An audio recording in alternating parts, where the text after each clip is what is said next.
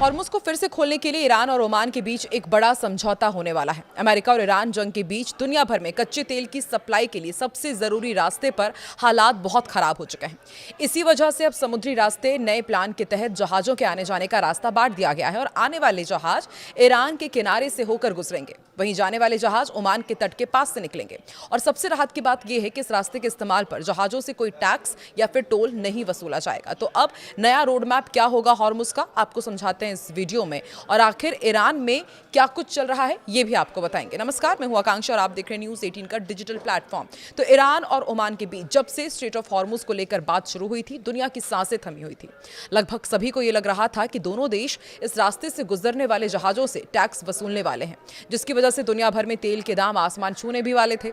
हालांकि Iran Oman की Hormuz deal को लेकर के हाल ही में एक ऐसी खबर सामने आई है कि सभी की घबराहट दूर हो जाएगी। असल में दोनों देश हॉर्मुज खोलने का ब्लूप्रिंट बना रहे हैं। हॉर्मुज पर हालात इतने उलझे हुए हैं कि हॉर्मुज में एंट्री और एग्जिट के दो अलग अलग रास्ते बनाए जा रहे हैं।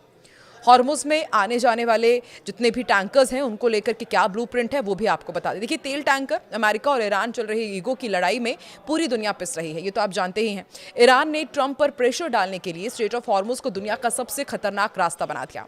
अब जाकर इसे खोलने की कोशिशें हो रही हैं। जंग के बीच हॉर्मुज के आसपास कई सी माइंस भी बिछी होने की बात सामने आई थी।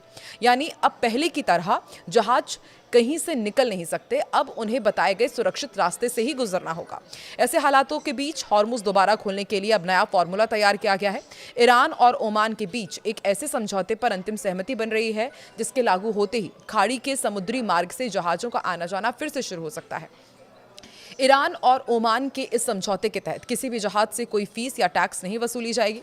अंतर्राष्ट्रीय पत्रकार निक शिफ्रिन की एक रिपोर्ट के मुताबिक ईरान, ओमान, संयुक्त राष्ट्र की संस्था इंटरनेशनल मैरीटाइम ऑर्गेनाइजेशन और अमेरिका मिलकर इस टेम्परेरी सिस्टम का ऐलान करने वाले हैं। इस समझौते के तहत स्ट्रेट ऑफ हॉर्मुज की ट्रैफिक के दो हिस्सों में बांट दिया गया है।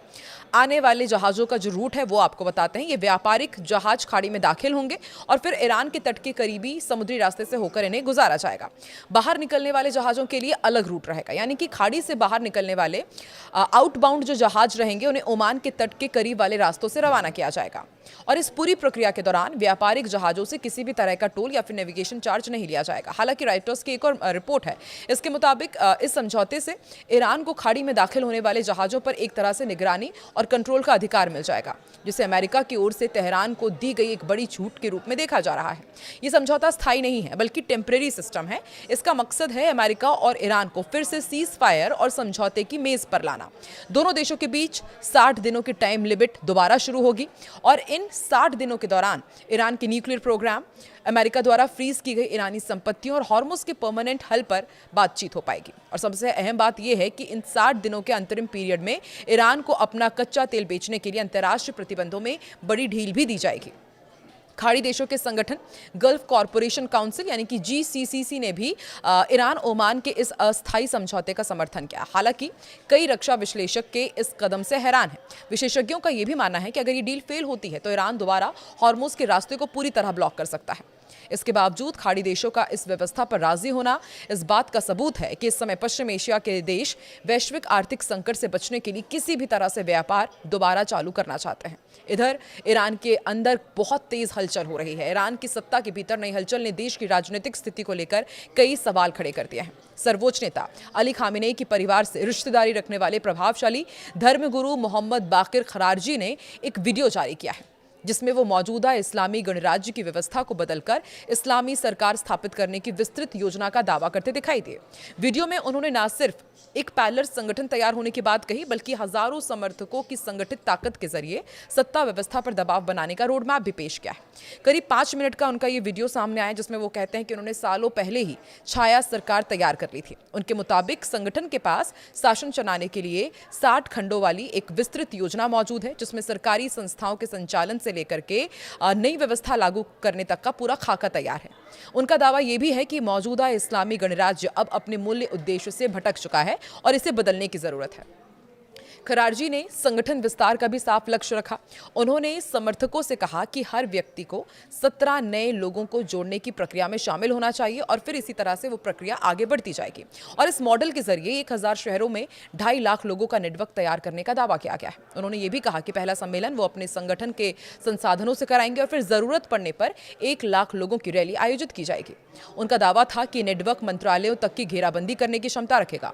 और वीडियो का सबसे चर्चित हिस्सा खामेनेई परिवार से जुड़ा दावा रहा। खरारजी ने यह कहा कि अली खामेनेई के बेटे मोज्तबा खामेनेई की सोच उनके पिता से भी अधिक कट्टरपंथी है। उन्होंने यह भी दावा किया कि मोज्तबा को कुछ सालों तक सत्ता के केंद्र से दूर रखा गया था, लेकिन वो लगातार उनके संपर्क में रहे। हालांकि इन दावों की स्वतंत्र पुष्टि नहीं हुई है और न ही ईरानी सरकार ने इन आरोपों पर कोई आधिकारिक प्रतिक्रिया दी है। 65 साल के मोहम्मद बाकर खरारजी ईरान के प्रभावशाली धार्मिक और राजनीतिक परिवार से आते हैं।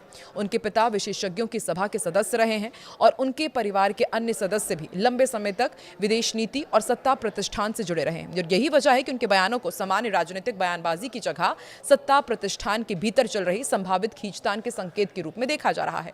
एक्सपर्ट्स के बीच इस वीडियो को लेकर अलग अलग राय सामने आ रही है। एक पक्ष ये मानता है कि ईरानी सत्ता जल्द ही खरारजी के खिलाफ कार्रवाई कर सकती है, तो दूसरा ये मानता है कि सत्ता के भीतर बढ़ते शक्ति शून्य का संकेत है, जहां अलग अलग धड़े खुलकर अपनी ताकत अब दिखा रहे हैं। यानी कि सब कुछ ये जो लड़ाई हो रही है वो पावर सेंटर को लेकर है। तीसरी संभावना ये भी जताई जा रही है कि भविष्य के नेतृत्व संघर्ष की तैयारी हो सकती है, जिसमें उत्तराधिकार को लेकर नई राजनीतिक जमीन तैयार की जा रही है। हालांकि वीडियो में किए गए कई दावों की स्वतंत्र पुष्टि नहीं हुई है, लेकिन इतना साफ है कि ईरान की सत्ता के भीतर वैचारिक संघर्ष और नेतृत्व को लेकर अनिश्चितता पहले से भी अधिक खुलकर सामने आने लगी है।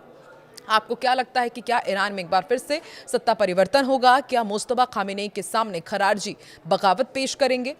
और जिस तरीके से हम देख रहे हैं कि ईरान और ओमान के बीच अब एक डील होने जा रही है जिससे स्ट्रेट ऑफ हॉर्मुज का रास्ता खुल सकता है, आपको क्या लगता है? या फिर अमेरिका कुछ प्रेशर पॉलिटिक्स फिर करेगा? कमेंट सेक्शन पर अपना रिएक्शन जरूर दें।